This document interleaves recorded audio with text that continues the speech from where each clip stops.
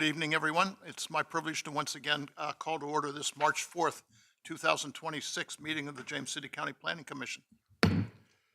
Ms. Istenis, would you please call the roll? Mr. Passero. Here.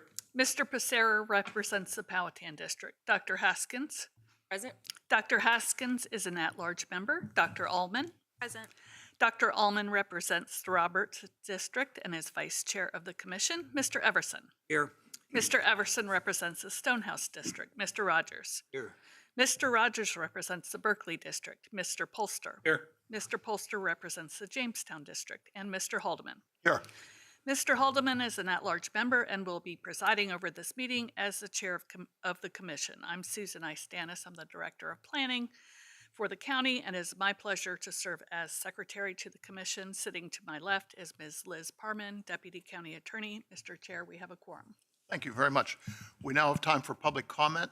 This is an opportunity for residents to address the Planning Commission on subjects not subject to a public hearing tonight.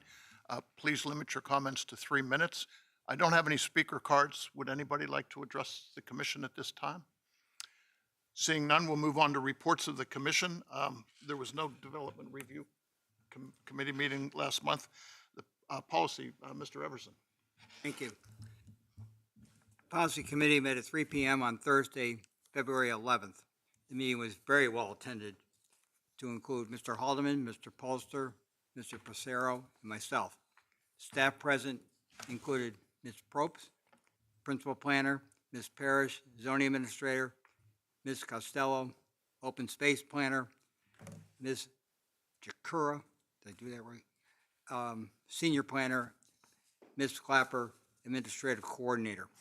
Also present were Equine Soil and Water Conservation District staff to include Mr. Long and Ms. Director and Ms. Walker, Operations Manager. Also attending were 9 members of the public who spoke before the committee to include Mr. I got these names pronounced right, Mr. Hasbrook, Ms. Rice, Ms. Phillips, Ms. Williams, Ms. Best, Ms. Matthews, Ms. Bartoloni, Ms. Venable, and one unidentified. We then went, after approving the minutes of the previous meeting, we went to old business, and our discussion turned to Ordinance 25-0005, Equine Stocking Rates. Ms. Probst provided a recap of where we have been with this issue. Based on previous policy committee meetings, the equine issue boiled down to very high stocking rates, locations of manure compost in relation to wellheads, reservoirs, and resource protection areas. Ms. Probst noted staff recognition of concerns regarding removal of horses from general agricultural use definition, and we work to resolve this in a satisfactory manner, so that any proposed regulatory change would apply only to horses and not general agriculture. I opened the floor for public comment. Since there was some overlap in what people said, I will provide highlights to the commission. 1, horses can be nourished without pastures. For these situations, there is no need for stocking rates. 2, manure management plans for the number of horses should be our priority. 3, be careful regarding definition of commercial and non-commercial, since there are currently some situations where both are present on a given property. 4, the cost of compliance was raised, and this could cause horse operations to leave James City County. 5, it was pointed out that the proposed ordinance is unconcerned with horse welfare. 6, it was noted that horses are herd animals and that smaller horse farms may be compelled to reduce the number of horses boarded. And finally, number 7, why were we picking on horse owners when Canadian geese, deer, are unregulated contributors to contaminated water? The committee was and is very grateful to all the input from citizens regarding this proposed ordinance. After citizen input, the committee discussed the issues raised. Mr. Polster moved for a deferral of the issue at our February 4th Planning Commission meeting as a result of public comment from Dr. Escobar. Dr. Escobar stated there is no basis for stocking rates. The real issue is horse management.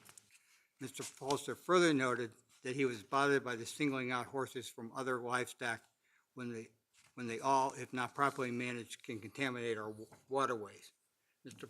Polster proposed to return to the Planning Commission to repeal the current initiating resolution on equines and initiate a newer resolution that focuses on management practice, particularly manure management. Mr. Polster also stated he wished for a non-bureaucratic solution that would be supported by the public when it went to the Board of Supervisors.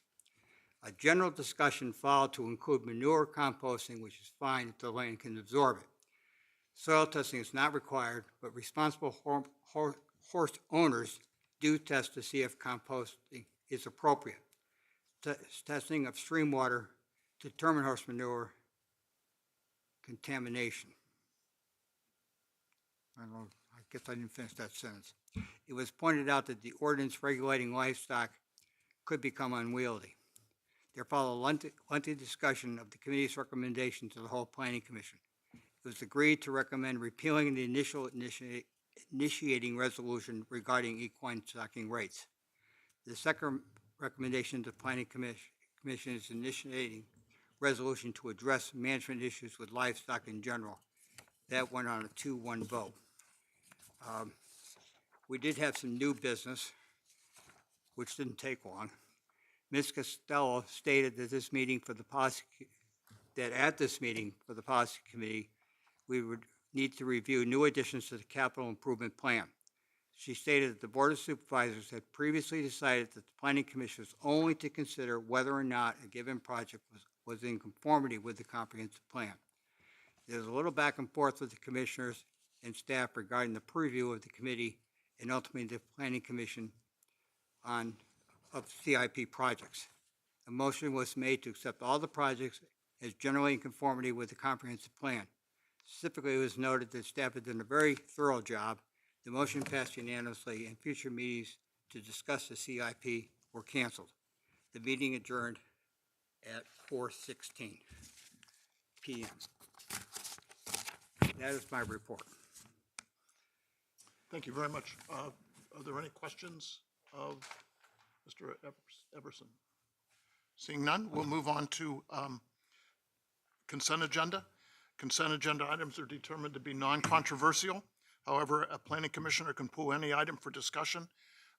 There is one item for consideration, that being the minutes of the February 4th, 2026 regular meeting. Would anybody like to pull that, or may I have a motion to approve? All in favor? Aye. Thank you very much. We'll move on to public hearings. Number one, Agricultural and Forestry District 25-0001, 2756, 2900, and 3006 Jolly Pond Road, Gordon Creek, AFD Edition. Mr. Albertson. Thank you, Good Mr. evening. Chair and members of the Commission. Mr. William C. Kane has applied on behalf of William C. Kane Jr. Trustee and Miss Angelia K. Kane Trustee to enroll approximately 50 acres of land located at 2756 Jolly Pond Road, 2900 Jolly Pond Road, and 3006 Jolly Pond Road into the Gordon Creek Agricultural and Forestry District. The properties are zoned A1 General Agricultural and designated rural lands on the 2045 Comprehensive Plan Land Use Map and located outside of the primary service area. The land is primarily forested, while it also contains a portion of Jolly Pond and a portion of the vacated section of Jolly Pond Road. The applicant has stated that he currently has no plans to harvest timber or develop the properties. As required by the Code of Virginia, the subject parcels are within 1 mile of the core parcels in the Gordon Creek AFD and are contiguous with other parcels currently in the district. The proposal is not anticipated to generate any impacts that require mitigation. Appropriate uses in the rural lands designation of the comprehensive plan include traditional agricultural and forestal activities. Staff finds that the proposed addition meets all state and local requirements for inclusion in the district, and staff finds the application to be consistent with the 2045 comprehensive plan. Staff recommends that the Planning Commission recommend approval of the proposed addition to the Board of Supervisors. I'm happy to answer any questions. Thank you. Thank you. Any questions of Mr. Albertson? You're off the hook. Thank you. Any disclosures? No? Thank you. We'll open the public hearing. Would the applicant like to make a application? Thank you. I don't have any speakers cards. Would any, I don't think, do it, no. Would anybody like to address the commission on this subject? Seeing none, we'll close the public hearing, open it for discussion or a motion. Prepared to make a motion. Fire away. I propose that we support AFD 25-001 to 756-2900 and 3006 Jolly Pond Road, Gordon Creek AFD addition. Thank you very much. Please call the vote. Ms. Istenis? Mr. Polster? Aye. Mr. Rogers? Aye. Mr. Everson? Aye. Dr. Allman? Aye. Dr. Haskins? Aye. Mr. Pacero? Aye. Mr. Haldeman? Aye. Motion carries. Thank you. Public hearing number 2, special use permit 25-0016, 8285 Diascund Road, proposed contractor offices. Ms. Jakura, good evening. Good evening, Mayor, members of the commission. Thank you. As noted, this is a special use permit at 8285 Diascund Road for contractor offices. This was the former Colonial Golf Course, which was approved for operation in 1992 and then ceased operation in 2010. After that, a mitigation bank was established, a stormwater mitigation bank in 2023 by Davy Mitigation. Much of the property that is in the mitigation bank is under conservation easement. The golf course SUP, the special use permit, was revoked in 2024, and now the applicants are proposing 2 contractor businesses to utilize the existing golf course infrastructure, GB Glass LLC and Atco Fasteners. They currently operate Monday through Friday, 7 to 4. They are proposing to utilize the existing building as offices as well as a workshop and to store their work trucks, equipment, and trailers. Here is an excerpt of the master plan with some additional highlighting to orient you. These are the existing golf course improvements along Diascund Road here and Hockaday. So this is at the northeast corner. This orange building here would be where they would utilize office space for both businesses. And this would be the associated parking for that in orange. I don't know why the mouse keeps doing that. My apologies. I will just stop touching it. The pink building there is additional office space as well as workshop space. And then the pink is the associated parking. Again, all existing improvements. And then the yellow highlighted areas would be where they would store equipment and trailers. I will note that the remaining improvements that exist from the golf course, the 3 parking bays and the existing structure there in the center, are not part of this proposal. They're not proposing to utilize, but potentially would in the future bring forth a separate special use permit for an event venue. The special use permit does, the boundaries include the pond as well as the drain field because those are relevant for the commercial uses. So this is just to show you there is existing stormwater pond and drain fields which are part of the boundaries. Staff considerations.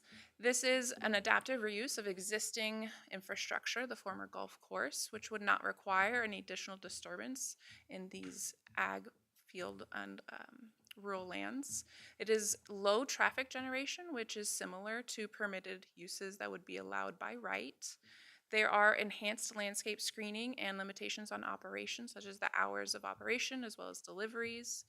There is no needed additional area for development, and this application would support 2 existing local businesses. So for these reasons, staff does conclude that there are no negative impacts to the adjacent properties or the county, and it does align with the comprehensive plan. So staff recommends that you recommend approval to the Board of Supervisors.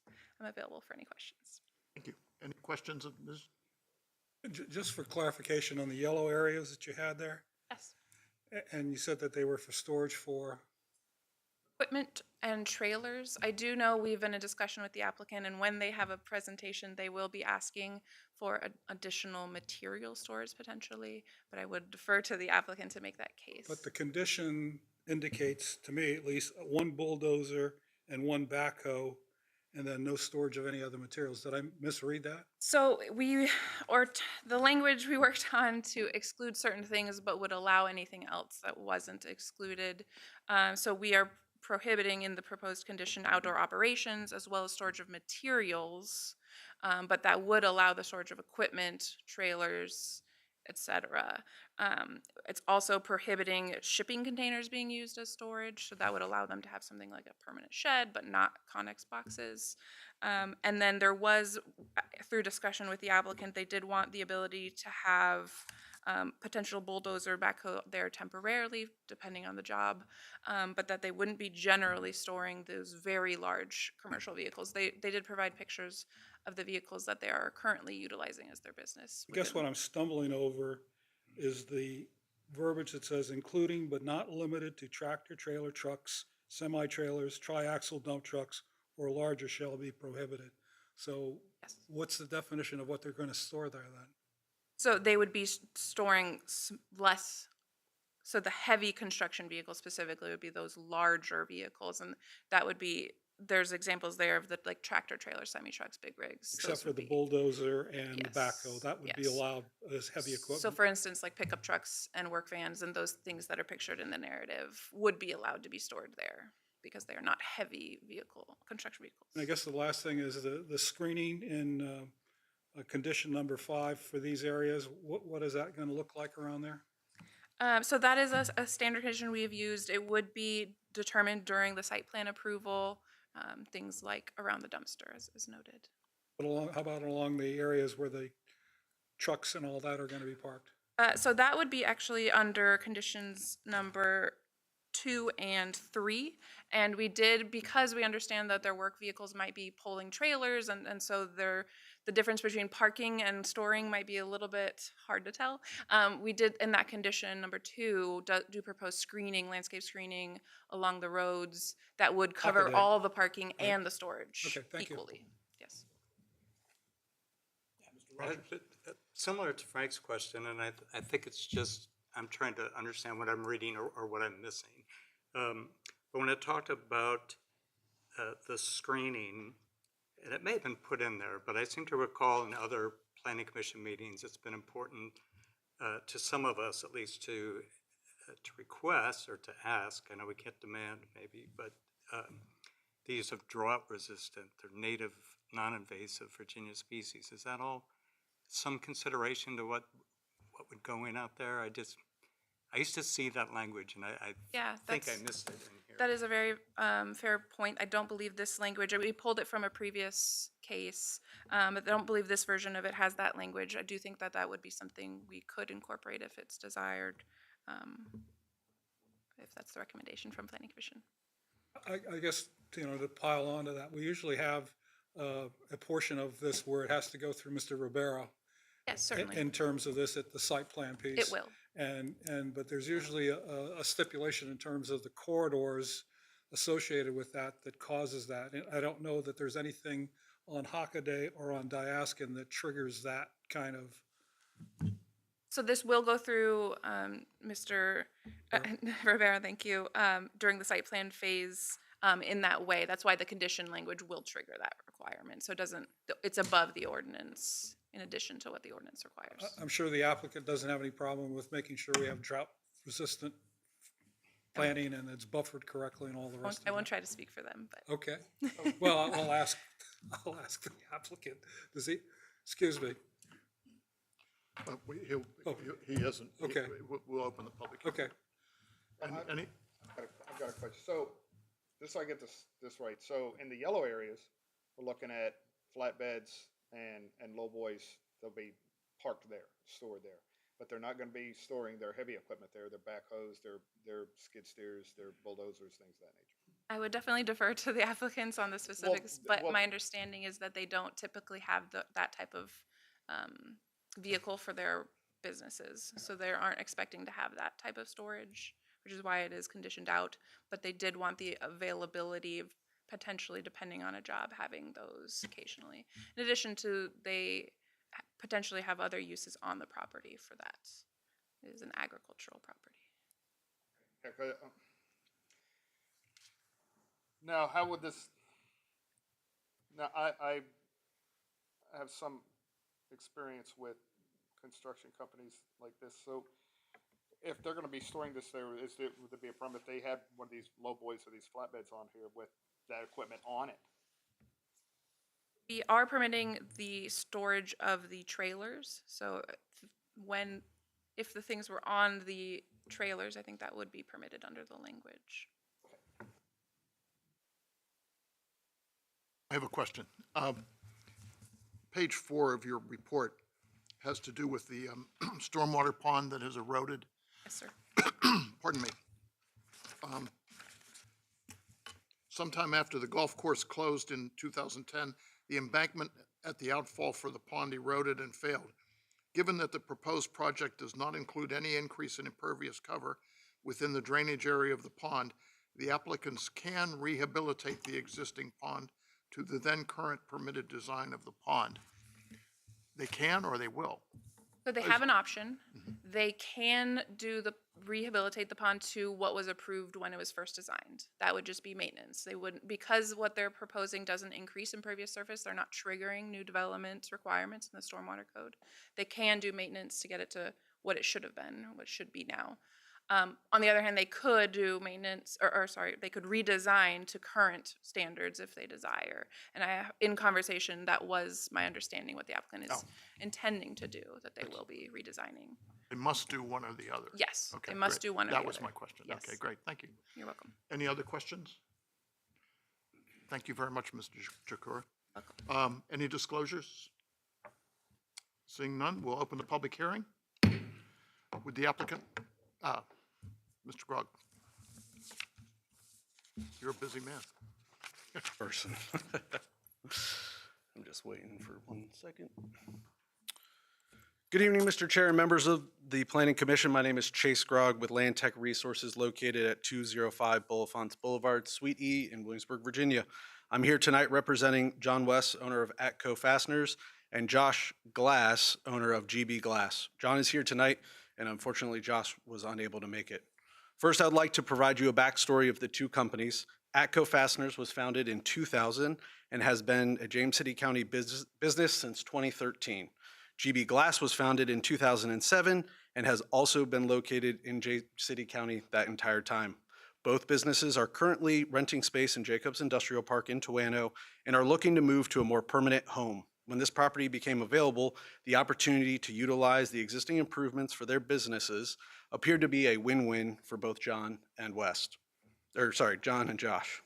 The property is an approximately 210-acre parcel formerly used as the Colonial Golf Course. Since the golf course has closed and its SUP was revoked in 2024, the buildings and site improvements have remained vacant. Rather than allow those structures to continue to sit unused, this proposal represents a true adaptive reuse, bringing productive life back to existing improvements without expanding development into untouched areas. Hopefully the mouth, there we go. The two businesses will utilize the former golf shop and maintenance buildings for office, administrative, and storage functions. As shown in the photos within our project narrative, although Josh is a Class A contractor, his fleet of vehicles is much smaller than what would typically be associated with a general site contractor. We did work with staff to allow for one bulldozer and one backhoe in case there was a job-specific use that would require those machines. Outdoor storage will consist of contractor vehicles, trailers, equipment, and non-loose materials, and it will be screened in accordance with county requirements. After reviewing the conditions, the applicants and I realized that condition number 4 was somewhat vague regarding the wording for storage materials. Initially, we interpreted this condition as relating primarily to stockpiles rather than materials in general. As mentioned by staff, we worked with them to revise this language and respectfully request that the revised wording be included in the motion this evening. I'll read that after my remarks. From a traffic standpoint, this is a very low intensity use. With 21 total employees, peak hour trips are projected at approximately 15 in the morning and 17 in the afternoon. VDOT reviewed the application and expressed no concerns. Importantly, this site previously supported a golf course, which generated significantly more daily traffic over many years without issue. Environmentally, this proposal minimizes impacts. It relies entirely on existing buildings and site infrastructure. The majority of the property remains preserved, including over 100 acres under conservation easement as part of an improved mitigation bank. No expansion into sensitive areas is proposed, and any required stormwater improvements will be rehabilitated or upgraded to current standards. Though it is not part of this SUP application, I would like to briefly mention the former Golf Academy, the main former Golf Academy building and associated parking area. When this application was originally submitted, a separate SUP was also submitted for a potential wedding and event space. Since that concept has not been fully finalized by the owners, we placed that application on temporary hold while focusing on this request. For John and Josh and their businesses, this SUP has always been the immediate priority, and it addresses their current operational needs. We will continue working with staff as that concept evolves and would bring forward a separate SUP for consideration in the future if that project moves forward. For the current SUP, staff's analysis found no unfavorable factors associated with this request, with the proposed conditions in place, including limits on lighting, deliveries, storage, and hours of operation. Staff determined the use is compatible with the surrounding rural lands and consistent with the comprehensive plan. In summary, this is a low-impact, well-conditioned adapted reuse of an existing commercial site. It supports 2 established local businesses, provides economic stability, preserves the majority of a 210-acre property in rural and forested land, and introduces no significant traffic, environmental, or public service impacts. For these reasons, we respectfully request your recommendation of approval to the Board of Supervisors. I'm happy to answer any questions you have at this time. A couple of the first ones I'll address since the BMP is up here on the screen. You're correct, the existing outfall, there we go. There's a pipe here and it comes underneath an old cart path and has blown out here. The current plan here is to revitalize it back to the original developable plans. If we're not able to do that, it would have to be converted to current stormwater requirements, which is what SRP's current comment was back to us. So one way or another, the stormwater will be utilized through this existing pond. I would also like to talk about the storage of the vehicles. I think in number 4, that's covered in that the last words in there are that provided that they're not visible from Diascund Road. So I think the concern, if they're up on a low boy and they're up over top, that condition kind of prevents that equipment from being up. We also had the discussion with staff, like a cherry picker, you drive down the road and you see them stored up in the air. That's why we had that condition, so that, a backhoe would have to put their arm down, and we've talked with the applicant about that. And I would also like to read our proposed rework number 4, outdoor operations and storage.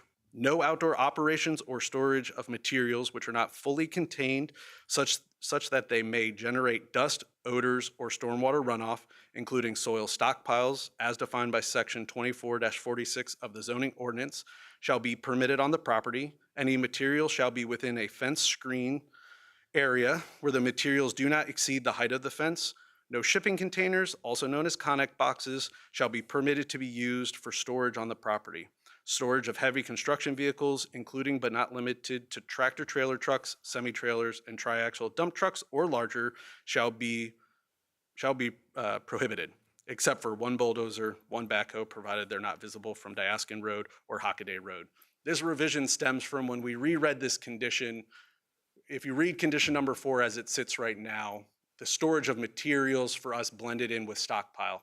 And so we were thinking about loose material. They are a utility contractor and sometimes have reels of fiber optic cable or pipe that they can very neatly store within a fenced area and not visible.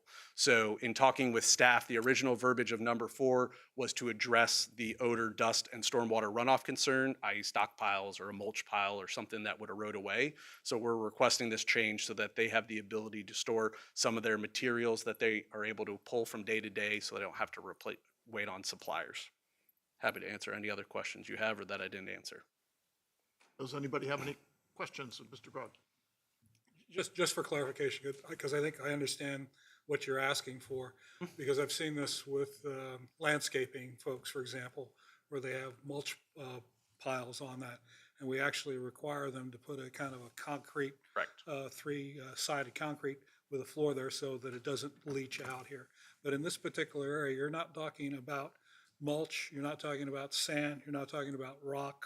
Or stone or anything. Or any of those constructions. No. We're just talking about the reels. Actual material, physical materials, not loose materials, correct. Okay, thank you. And I have a printout of that verbiage too, if you need to reread it as part of. Please. Thank you. Any other questions of the applicant? Thank you very much. You're welcome. I don't have any speaker cards, but would anybody like to address the commission on this matter? Seeing none, we'll close the public hearing.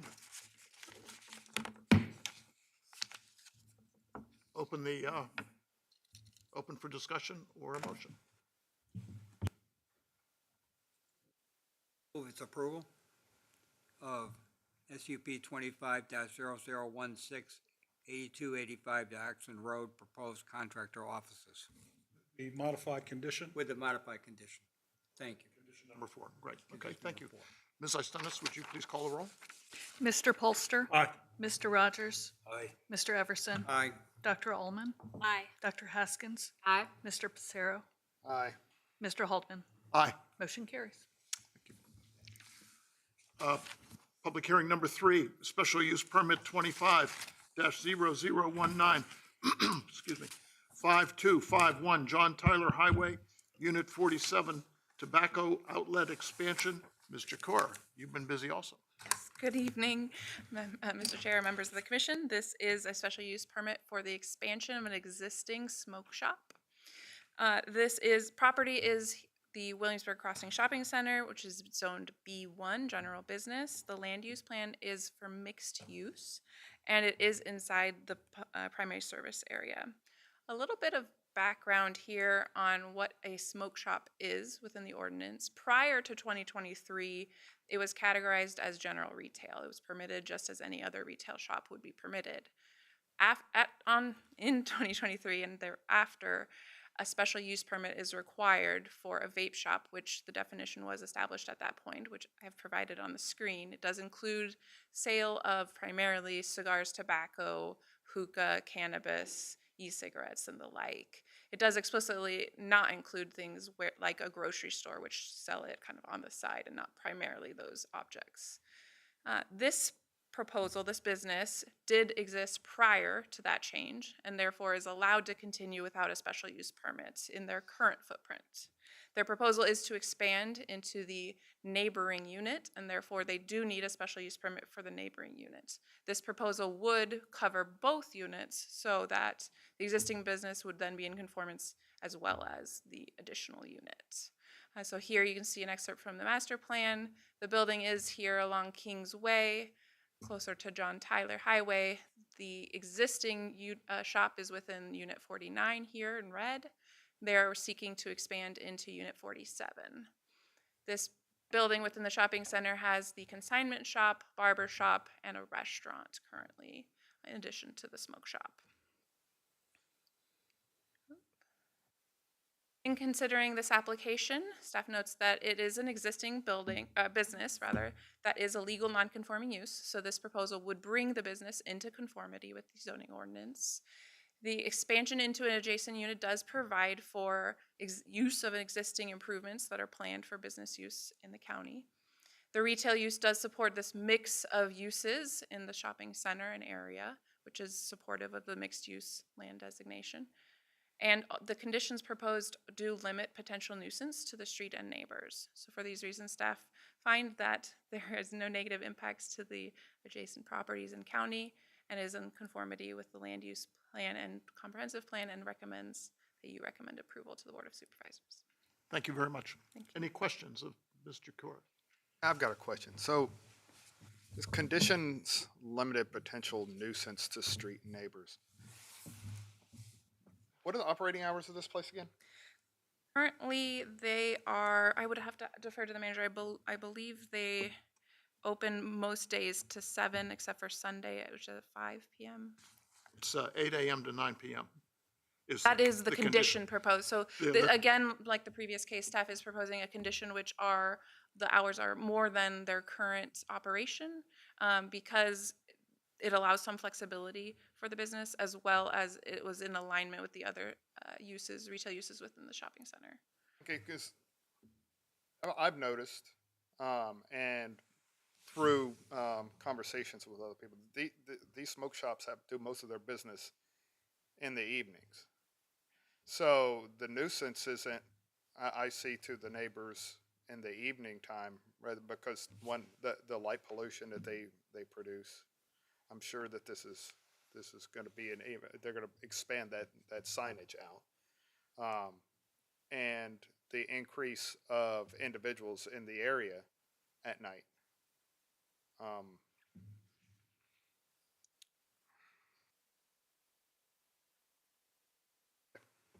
Have proposed condition that there is no outside display sale or storage of merchandise with the intent to attempt to limit, of course, we can't limit people standing in a public space, but there wouldn't be anything from the business that would encourage them to linger necessarily. Additionally, those hours of operation, 9 p.m. as the close time, there are a number of businesses that are open later than that in the shopping center already.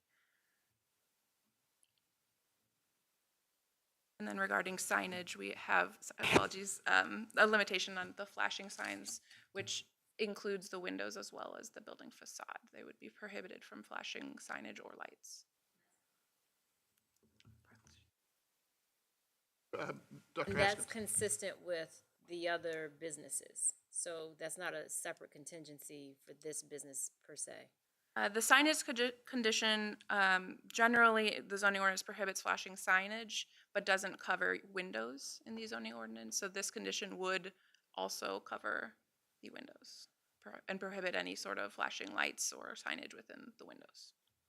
But no signage within the windows. That would be flashing signage. So there's moving, the kind of running lights, those sorts of things that would be categorized. It's a defined term in the zoning ordinance. But 2 million candlewatt would be okay. I can't speak to specific lumens, but whatever the ordinance would allow for any sort of retail business. Rogers? Actually, on the same vein, so I don't mean to beat a dead horse, and my notes aren't as clear as I think I meant them to be. I wrote down conditions 77/90. I don't know.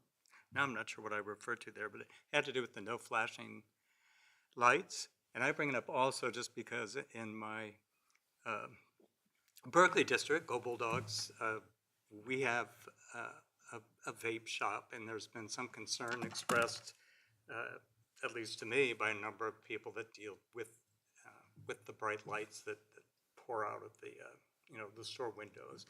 And so I understand this, there's no lights.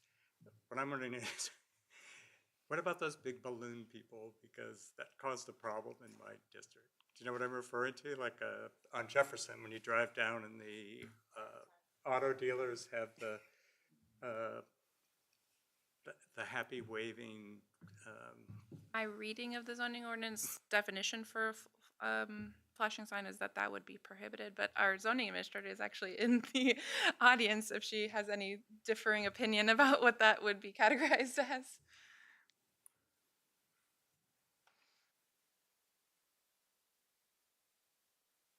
I did. And the particular ones I'm talking about don't have lights in them, or at least I haven't seen them lit. It's just they're tall and they. Are you talking about the flappy things Yes, they look like Gumby. that are typically outside? Those are not permitted. So if they would erect such a thing, then we would have the ability to cite the property owner to have it removed. So, but for the window lights or window, I guess, signage, I mean, the zoning ordinance regulates exterior signs. So we are limited and we don't identify window signs. So anything within the windows, whether that's decal, whether that's a flashing open sign or anything of that nature, we do not regulate under our current ordinance.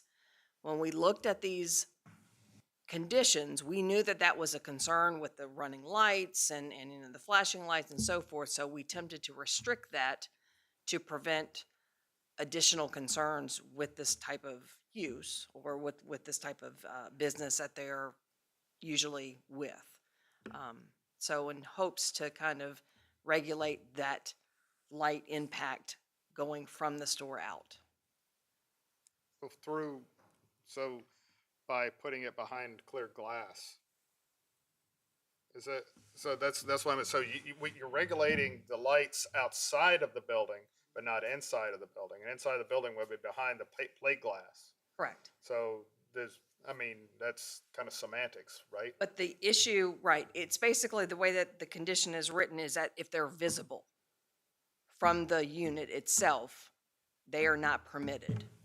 This would not carry over to the next door neighbor with a different business, but because this is a special use permit, we are regulating the light, the flashing and so forth that's being seen from the inside out. So they would not be permitted to be able to put those flashing lights interior to the window.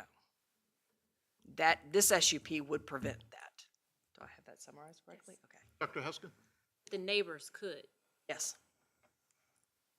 Currently, the zoning ordinance does not allow us to look at interior signage facing out. Just because of the sheer wattage of the lights that they use, is that why this was addressed just for them?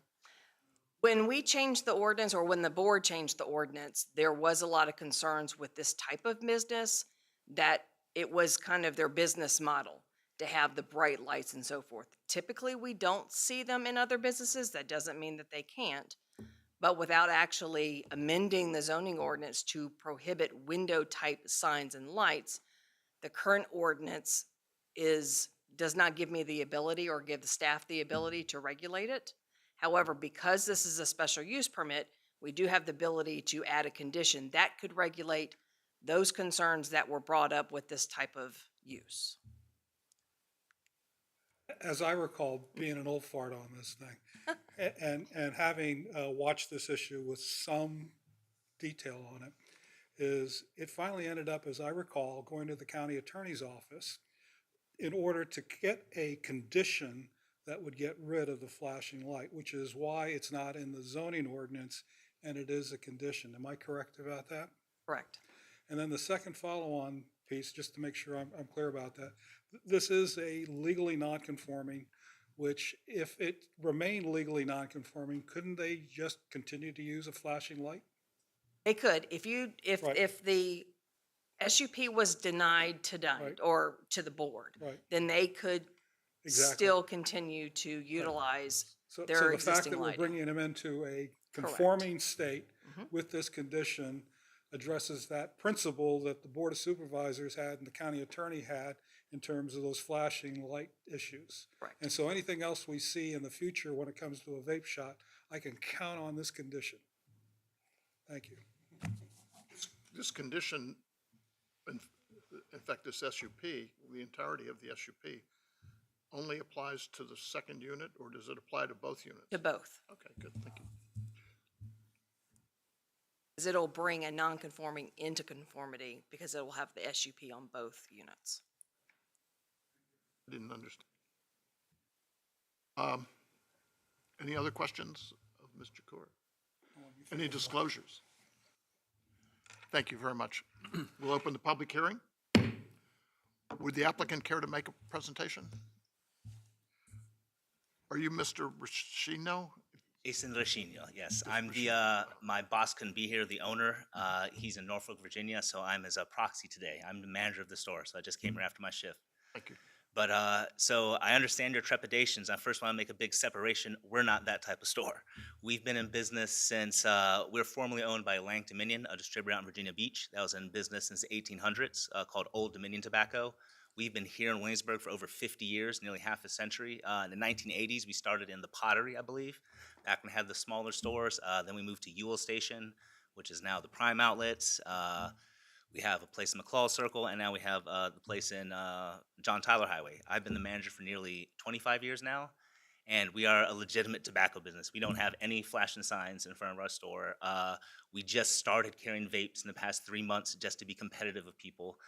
And the stores you actually speak about, we actually, kind of want to get rid of them because they create a demand for certain illegal products that we just can't fulfill.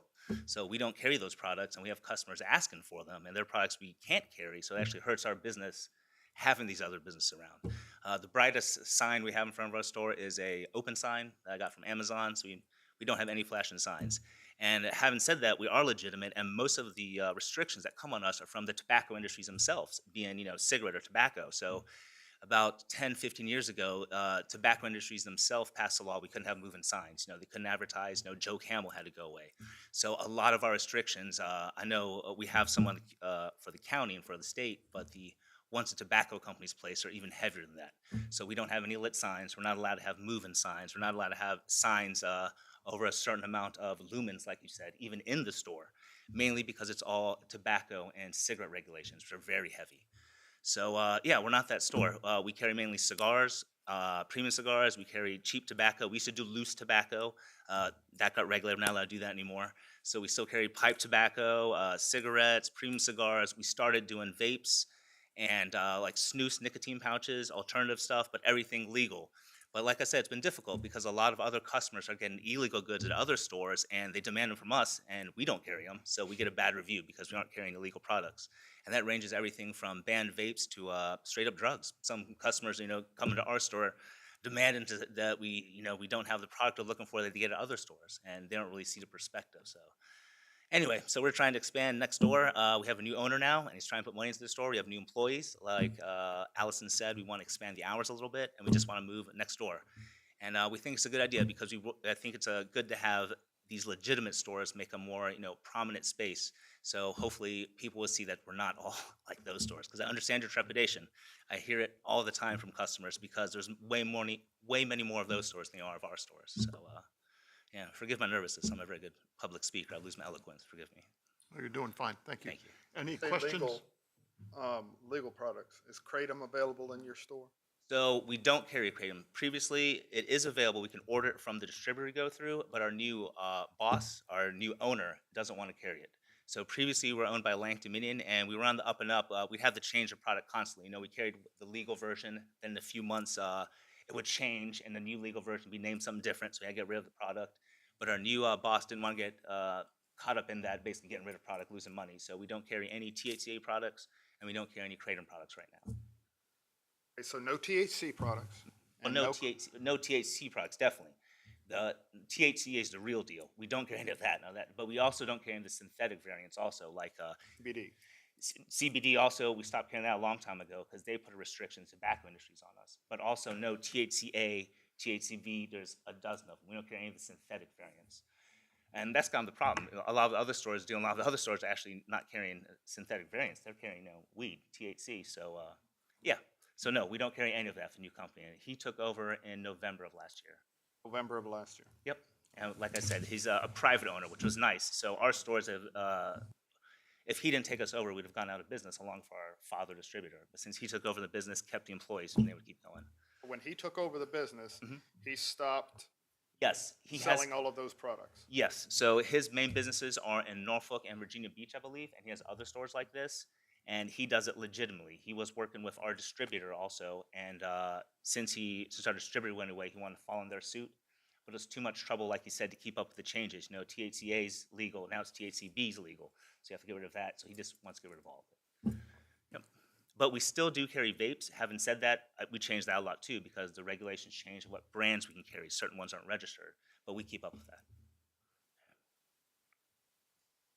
Thank you very much. Any other questions? Thank you. Welcome. I don't have any speaker cards. Would anybody like to address the commission on this subject? Seeing none, we'll close the public hearing. Open it for discussion or for a motion. Ordinarily, I'm not a big fan of vape shops. Just, yeah. So, that being said, I'm satisfied with the applicant's proxy, and his answers to my questions were very important. Especially with kratom it's legal, but it is a terrible thing in your community, and with THC or CBD products, that's where you're going to get most of your nighttime people come in and out. When I was concerned about the nuisance in the street, so for me, I feel a lot more comfortable with this sub now.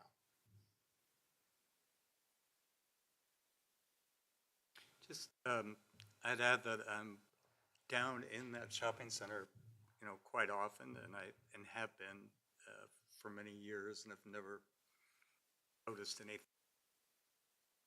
obscenely outside their door or near it.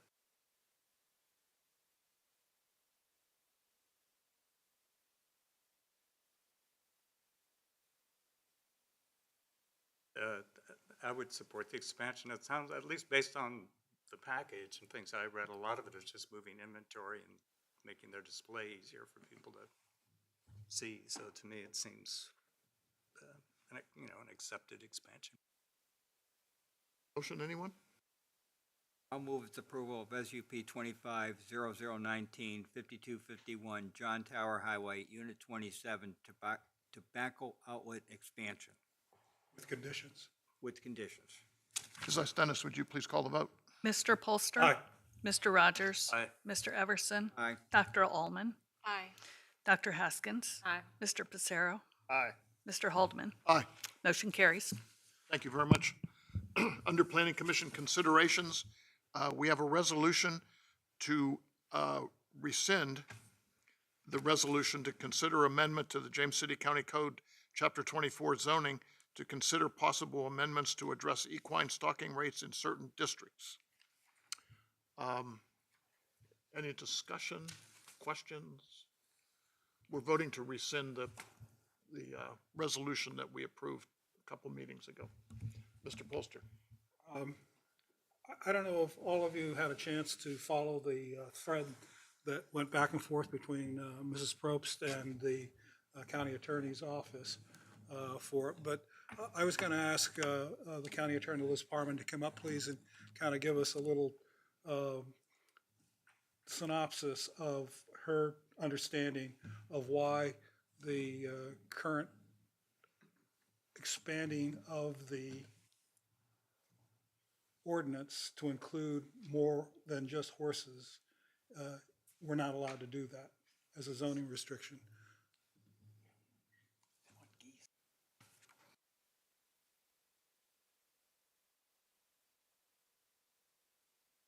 Thank you, Mr. Chairman, members of the commission. I am Liz Parman. I'm the deputy county attorney here. And my recommendation to you is that you not consider a initiating resolution that would open up the zoning ordinance to agricultural livestock management. That's a broad term, but from my understanding, those practices or that type of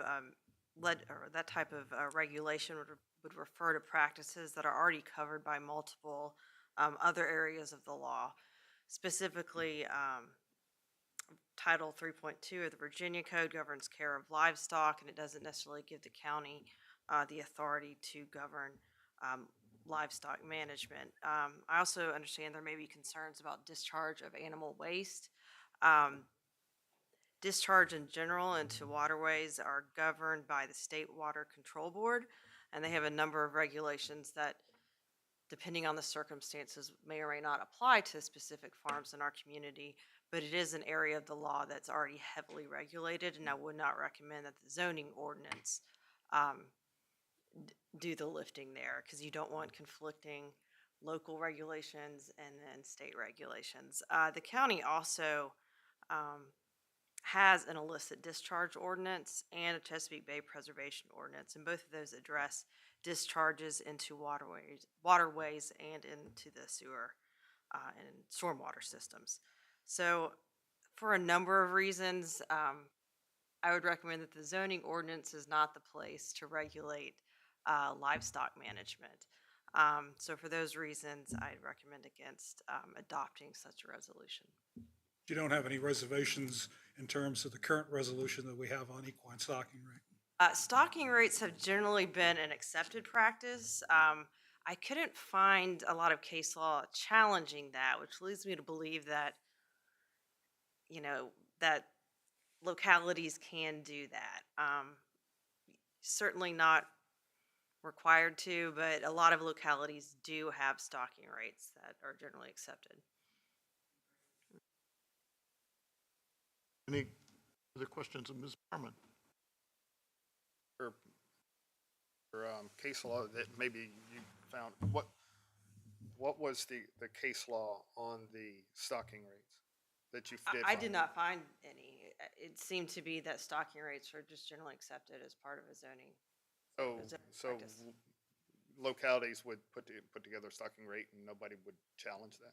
I mean, I can dig further into that, but I didn't find any like Supreme Court decisions on that. There very well could be case law out there. I just haven't dug very deeply, just because it's so widespread.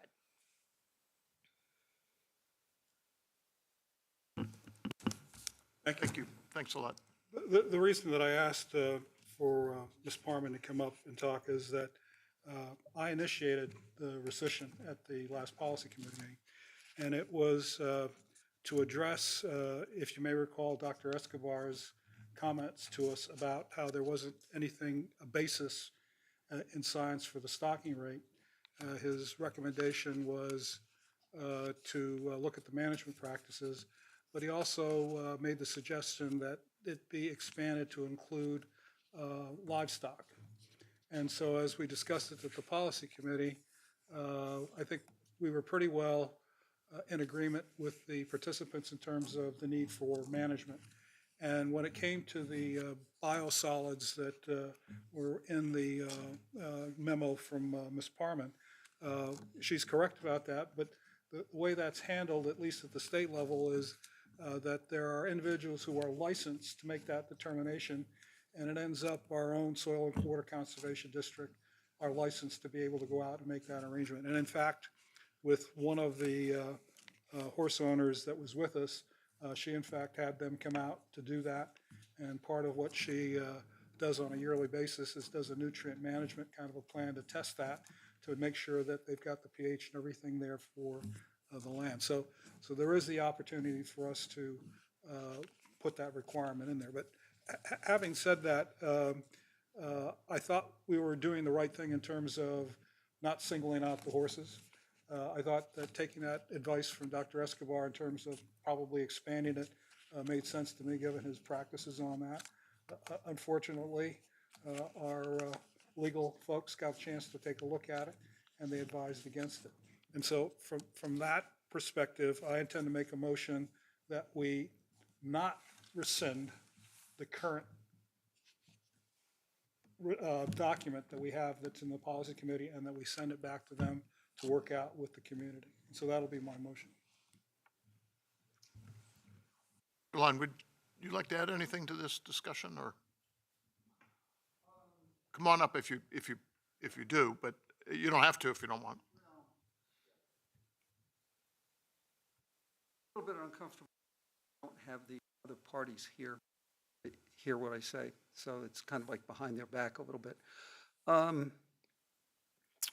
mean, the role of the Colonial Soil and Water Conservation District is to try to do what we can to improve water quality in a voluntary basis, because we work under the Department of Conservation and Recreation, which focuses on voluntary programs and focuses on programs where we provide incentives for people to do things.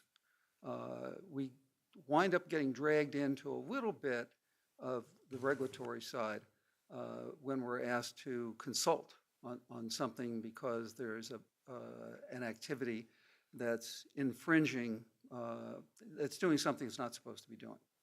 And frequently, what we're asked to do is create a plan to mitigate the situation, and that's something that Frank has alluded to a number of times. The words nutrient management plan resonate very, very strongly with us because that is something that is used in many cases as a criteria for enabling getting funding to do mitigation practices. And one of the management practices that have been referred to multiple times is we'll spread the manure, the stuff out of the stalls, et cetera, on the land, and that takes care of it. And that's true, provided that the land can cope with the quantity of material, provided that the plants can take up and utilize the nutrients rather than the nutrients then going elsewhere, through the groundwater or running over the surface through erosion, especially if the grass that the horses are on or the grass that the material, the biosolids are being spread on, has been greatly impacted and is thin and doesn't hold things in place, and that there's erosion. So I personally think stocking rates are somewhat important as a indicator where there may be a problem. I do get the arguments on the part of many people in the community that they can do things to manage the situation, even with more than however number of horses per acre of property. But the challenge with the current environment is they have no requirement to do that, and there is no standard for what they should be doing. And my impression of the ordinance that Sarah drafted is what it did is it said, okay, if there's plenty of property relative to the number of horses, it's probably not a problem, and let it be by right. But if the density is high enough, then it probably needs more careful management, and let's require some more careful management. I guess I'm very supportive of what Frank is arguing for, to have it, to reconsider the whole thing and try to work things out with the people in the community who don't like being exposed to more requirements. They're used to a laissez-faire situation where fundamentally they can do whatever they cotton pick and want to do. And I get that. I don't like being told what to do either. However, I think, there's situations where it's appropriate to have some requirement and about what people do. I mean, we do it on our highways, and we do it in a lot of other areas. And I think this might be another area where it's justified. During our discussions, the thing that got this, the issue that got this whole thing started was the 7 horses per acre, which struck me as a 11. Urban, pardon? 11. Yeah, you're allowed 11.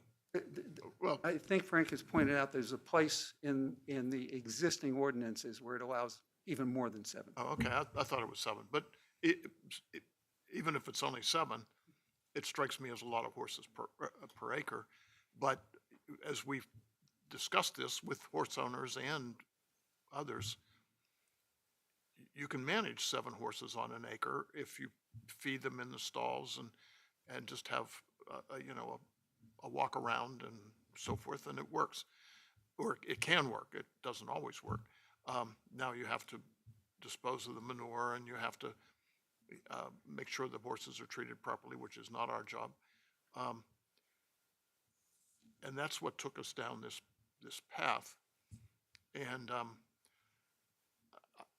I want to encourage horse farms in James City County. I think it's a healthy addition to our economy, to our community character. I don't want to do anything to limit the initiative of people to have horses, have farms of any kind. On the other hand, agricultural runoff, all of it, is a major source of pollution in our watersheds, not just ours, but across the Commonwealth. And it's not just horses. In fact, horses I think, are probably a very small part of it. I don't know what to do about that. That's way over our pay grade, I think. And it comes from other states, of course, as well, which we can't begin to regulate as far away as New York State. So I don't know how to address this. I really just don't. And if we put on let's say, a stocking rate of 3 horses per acre or something like that, does that negatively affect all the things that Mr. Everson recounted in his planning, our policy committee report?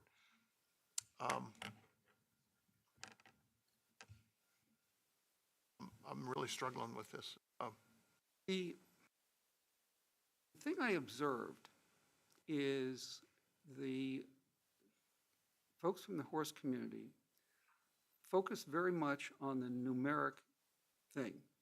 And they did not focus on the avenue where the number didn't matter other than from a standpoint of being a trigger for certain management requirements. And they talked as though they weren't going to be allowed to have more than a certain number of horses.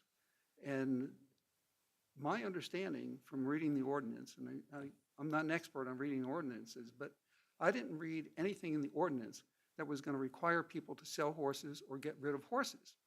You know, what I read in the ordinance was something that was going to require them to do the management things that they claimed they were already doing. So it was hard for me to understand what was the issue they had with the ordinance, other than the scary number.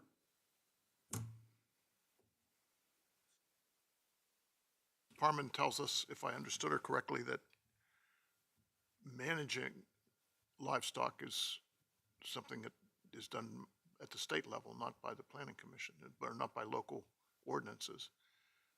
I think we need to ask Ms. Parman whether or not the current resolution for the equine stocking rates and what we have at least been proposing with Ms. Probst, which is why I asked that question before, is within our purview. And her reply was yes. I mean, but I don't want to put words in her mouth. So are you asking me to different, I think there's a different, you have to look at it. Stocking rates generally accepted as a practical zoning regulation. But when you start digging into how a farm is managed, then you're, I think, outside the purview of a zoning ordinance. You know, the agriculture or farming and agriculture is generally governed by a different section of the Virginia Code. You know, agricultural runoff is governed by the State Water Control Board. So these are issues that are governed by other areas of law. So stocking rates, you know, I believe you can do that. When it starts saying, okay, you have to meet these other standards and you have to do these other management practices, I don't believe a zoning ordinance can do that. People, it's my recommendation. It's, you know, it's advice that you can, you know, accept or Thank you. refute. I think the question, if I could, is if we have a stocking rate and say, well, if you want to go above the stocking rate, we're okay with you going above the stocking rate, provided you do X, Y, Z, like have a nutrient management plan, for example. Which we require in any of our developments. I mean, it's a boilerplate requirement. I mean, is that something you see as a potential problem? I believe that's already addressed in the Chesapeake Bay Preservation Ordinance. It talks about agriculture management. I think the issue In the is that we county, have many SUPs for developments that require a nutrient management. Well, I'm just suggesting that in the zoning that we would be allowed to do a nutrient management. And if that's still an open question, then we need to go back and get some clarification for it. And that's why I didn't want to rescind this thing, wanted it to go back so that there was a little bit of more of a deliberate conversation with all the right people so that we knew legally where we were as opposed to having that discussion tonight. I mean, the other thing I'll add is Virginia is spending many millions of dollars every year on incentives to property owners to do things to reduce the inappropriate chemicals getting into the waterways. I mean, it's huge sums of money. And, you know, many of them are little things, okay? I mean, and you made the point, Jack, about there are bigger impacts, and that's true. But when you add up many little impacts, it becomes a big impact. Yeah. Let me, I don't have anything for Jack, but I do have two more points that I would like to make before we go on, if I can. Can I ask the one question just that's directly related to what I believe the conversation was with Ms. Parman? Or I can wait till you're finished. No, go ahead.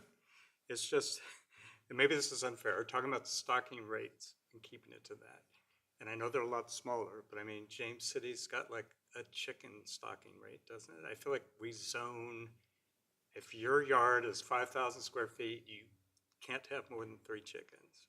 Right? I guess, to me, I feel like That's Small. exactly why I proposed the rescinding, so that we weren't just picking on horses. It was chicken and geese and ducks and cattle and all the rest. we have chickens. Yeah, and so when I made that proposal and it finally got to the legal, it was, no, you can't do that, okay?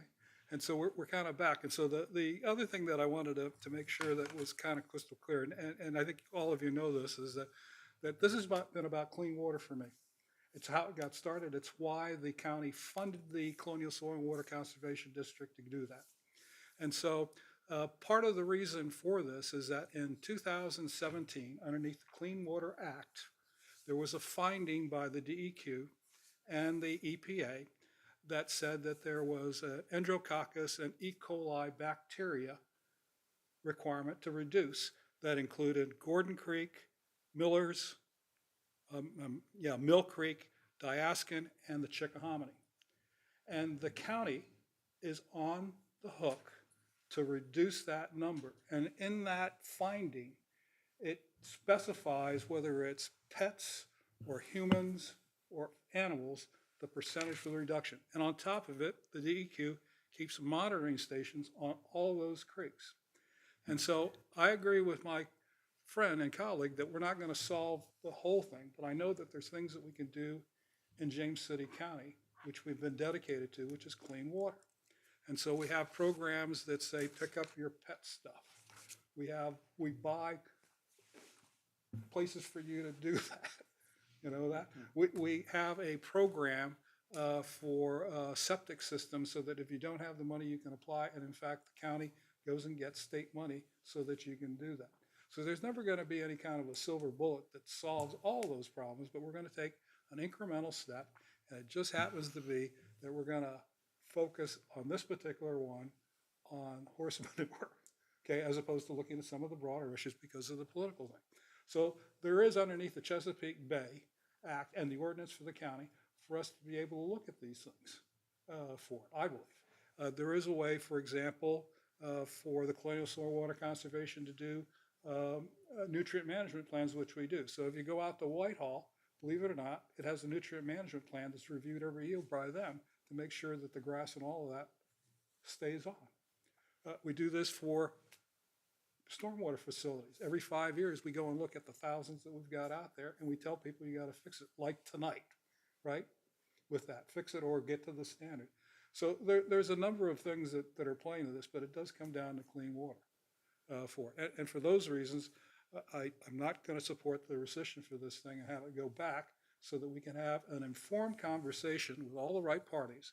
But more importantly, I was so impressed with the turnout that we had and the comments.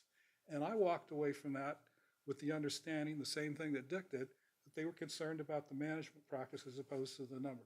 And so whatever it is, as I said at the time, is I don't want to stand up in front of the Board of Supervisors and make a proposal to make an ass out of myself over it because they didn't know what I was talking about. I wanted to make sure that they bought into it, which is why I was so happy about the turnout that we had. So that's kind of where I am on this. It's about clean water. It's about doing something incrementally. And I wish we could broaden it, but unfortunately we can't. What exactly are we going to discuss?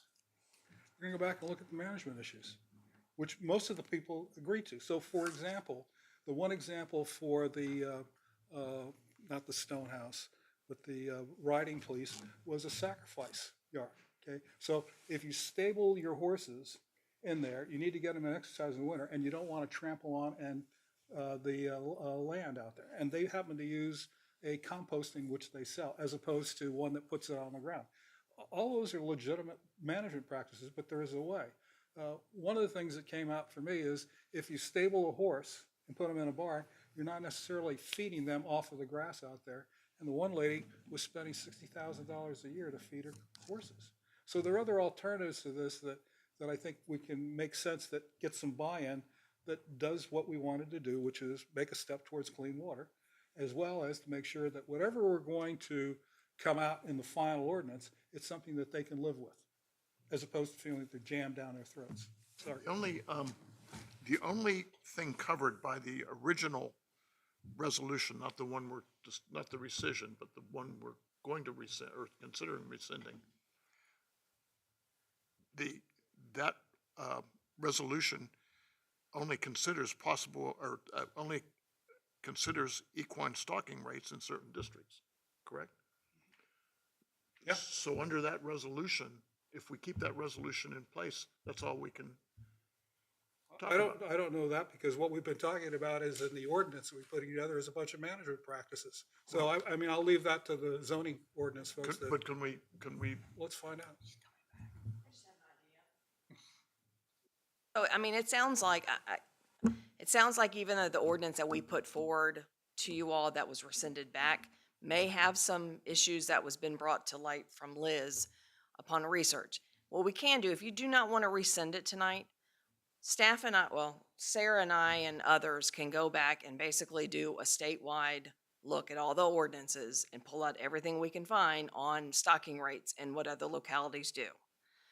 Then that will allow us to kind of identify the common threads of what localities are doing. I know we did that a little bit, but let us go and dig a little bit more into that so we can come back with a very clear understanding of what we really can and cannot do. We can have those conversations with Liz and Adam, because we certainly don't want to go in front of the board, and Frank and I have talked about that, of something that is not going to be supported by the board. Right, and we've discussed both the Buckingham County and the Fairfax County ordinances for that. And in fact, the Fairfax County has a checklist that you have to submit for with all of these management practices on that before you can do that. And so I'm going to be comfortable about having that research, but I already have an idea about what they do already for it. And those are completely different places in the state of Virginia in terms of their approaches. Staff needs to understand where those buckets are. Who enforces that? Where do they lie? Is it zoning? Is it, some of their CHES-based stuff? Where are all these things? Because I know from my perspective as a zoning administrator to walk out and go, okay, do you have a sacrifice lot? Show me. I'm not trained in that. It is an enforcement. We will enforce whatever the board tells us to enforce, but we want to make sure that whatever's in the zoning ordinance is understandable and enforceable in order to make something work. So that would be my suggestion, if we could drop back, if that's the pleasure of the Planning Commission, to do a little more research. Mr. Haldeman, though, is underneath the current amendment, ordinance that we have, not the ordinance, but the original documents, can we do that, to look at the management practices? Ask a question. You can look at it, but we can't act on it without an initiating resolution that covers that, and our initiating resolution doesn't cover that. I think we pause, and if the policy committee, once we do this research, to be able to really articulate what we can and cannot do based on the Right to Farm Act and other state laws, we can kind of drop back, talk to Liz to make sure that we are putting something in front of you that we feel comfortable that it's legal, defendable, and enforceable, to the community. I would like to see a convergence of two things. Mm-hmm. Yes, drilling down to more localities and seeing if any patterns or whatever emerge, but also on a more granular level, any other, I know you said there weren't like any Supreme Court cases, but if we could drill down a little bit more to maybe some cases at the locality level and maybe see if there's any overlap. I don't know if that's the right word I'm saying, but just Well, looking we at can both and kinda see what look emerges, into maybe case law. nothing. There But- has been a lot of changes in the state code regarding the Right to Farm Act, agritourism, and so forth. So it even gets confusing for me of exactly what is what. I mean, I rely a lot of times on Charlottesville or Albemarle County, and others, but we'll be happy to dig into that just for discussion's sake. Give us a couple months. We'll kind of draw back on the plant or on the, other jurisdictions' ordinances as they apply to management as well as stocking rate. Kind of report that, but then kind of review to see what kind of case law is out there regarding enforcement of such measures. How do you enforce it? I mean, you can't go out there and just But I think this would inspect tell them. you. Enforcement's almost always on a reporting basis, isn't it? Yes, it is. They're trying And, it does give us pause regarding the nonconformity, and I did hear that some from dream catchers and so forth, as if a horse dies, can they replace it? All these kind of good things, though, well, it's not a good thing if a horse dies, but, all those kind of details that I know people are very concerned about, rightfully so, on the number of horses that they have. If one gets sick, they want to bring into another one of the herd before that passes. Those are all those other caveats that myself as a horse owner, I don't know. So I think it's a good time to, step one, let us drop back. Let us do our further deep comparison of what other localities do. Then we can work with the county attorney's office, look for case law. Then we'll be able to be, I think, on a more common ground to be able to articulate with our current horse farmers to see if we can kind of come up with something that's helpful for all, including trying to figure out nonconformity and other pathways in order to meet clean water, as well as not putting our existing farms in a situation where they could be A, unhappy, and B, concerned for their longevity of their farm. I think from, oh, sorry. Oh, yeah, no, please. I think from my perspective, that would be very helpful. It was something I was going to see if we could maybe ask for, is to kind of actually take just a survey of what other counties are doing. So I really appreciate that suggestion. I think it's a great suggestion. And I think I would add that I do want to make sure that we're not just focusing on horses because they're kind of the low-hanging fruit from a zoning perspective. So I don't know, I don't want to give staff sort of an expansive remit in terms of what you're looking at, but I think just stocking rates kind of in general, and if there are related management requirements for those stocking rates, and the if is really like the key question here, because my understanding of what Ms. Parman said is that really all that's within our purview here is the stocking rate, not the management practices piece, which is kind of the key component of the proposed ordinance that we've been discussing. And I just really don't want us to spend loads and loads of time continuing to kind of circle that issue when it could potentially go nowhere. But I also don't want us to just focus on equine stocking rates because it's kind of the only thing that we have any kind of remit to focus on. So I would just kind of request that if there are other kind of parallels with other stocking rates, that would be really helpful for us to know, because in the end, I think, Mr. Polster's goal is really about water. And if we can't address that because of the restrictions on what this body is actually capable of doing within zoning ordinances, then we have to drop it. There's nothing we can do. No, I agree, and I think even though the resolution just talks about equine, usually when we do this research, we're going to see other stocking rates are usually lumped in Okay. sometimes. So, but we will do our best that if, when we're doing the research, that we do pull out the other stocking rates as well. So, Thank you. one last thing that, now, it starts to go into other stocking rates, like goats or things like that, or little baby horses, or, little tiny ones or whatever. Sometimes these are just pets, right? So, or is that gonna be taken into consideration too? So if I've got a goat, I've got two goats or whatever, is that gonna fall into farming per se? I mean, off the top of my head now, if somebody had a pet goat and they lived in A1, it's not really a farm in my mind, but they're permitted to have a livestock animal. me living in an R1 zoning district, a goat would not be permitted in order for me to keep unless there was some kind of ADA requirement or an accessibility requirement that they could prove. Well, my So- concern is with somebody having one of these, and like we was talking about with the nutrient replenishment for the ground, or whatever. If somebody has a goat, or that, or whatever, or sheep, or one, and are they going to be held to the same standard as somebody who keeps 4 or 5, a commercial farm or whatever? I think that was our idea when we originally put together the kind of, if you have this, then you're okay, you don't need to do anything. If you have this, here's the next step, and so forth. And really, it's, I have 2 acres and I have 1 horse.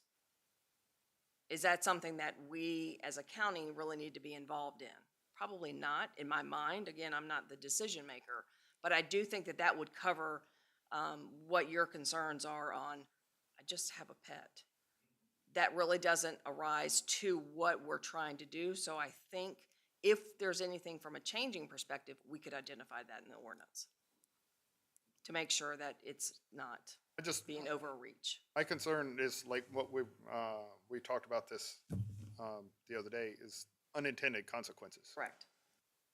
Oh, I agree. So, is it everybody's agreement that we not rescind the original initiating resolution pending the outcome of staff's research? Personally, I'd like to see every Sunday. I think we're going down a rabbit hole. One thing that really concerned me about the original ordinance was depending upon people's neighbors to turn them in. That always makes me nervous. And the fact that staff can't go on the property to determine, and it has, because of grandfathering, all the existing ones, it has no impact. So I'm a little perplexed why I don't see a trend to having new horse farms showing up in James City County at this point in time. I never felt comfortable with this whole ordinance. The only reason I had supported it at the policy committee was because it was going to be done administratively and not SUP, which I think we have way too many SUPs in my mind, but in any event, I think we should just close the book on this and move on, personally.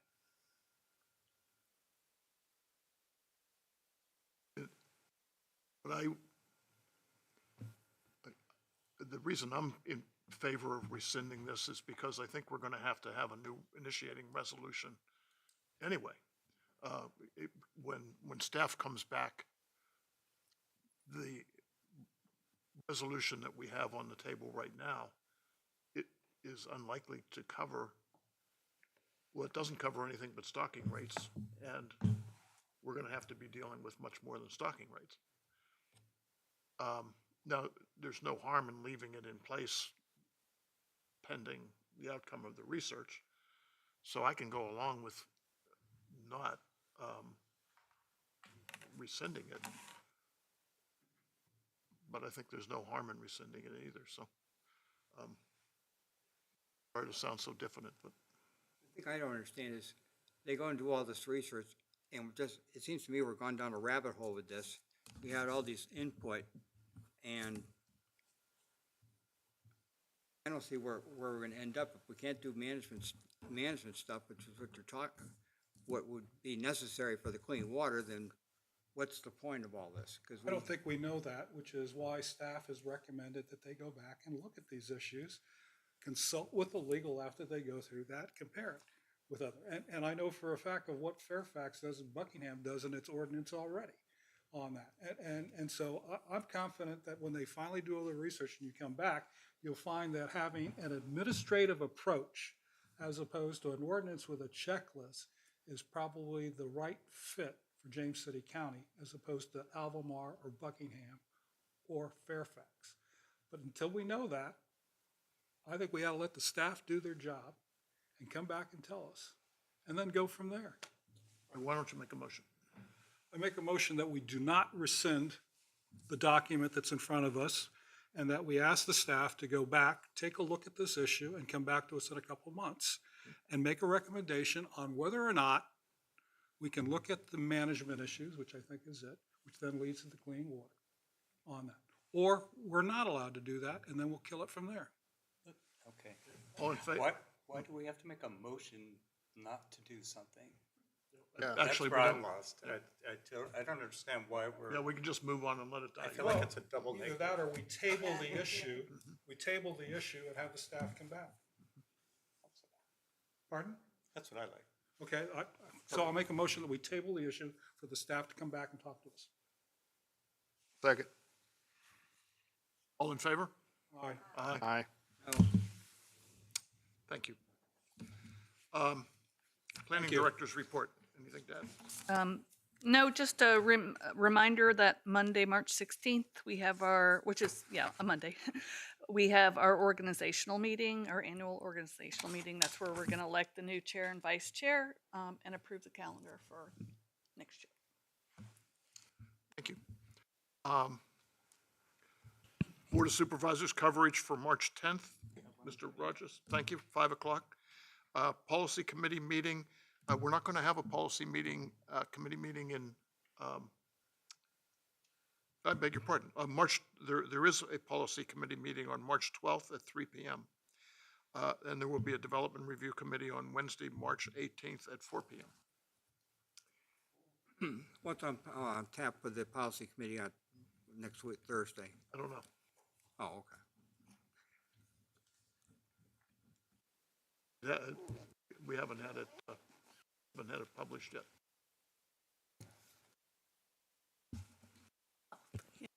12th has been canceled. That, I think, was supposed to be a CIP meeting. Gotcha. Okay, Thanks, Linda. good. Better. I have nothing for the good of the order. Anybody else?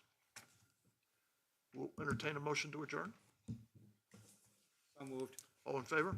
Aye. Thank you. Thanks, everybody.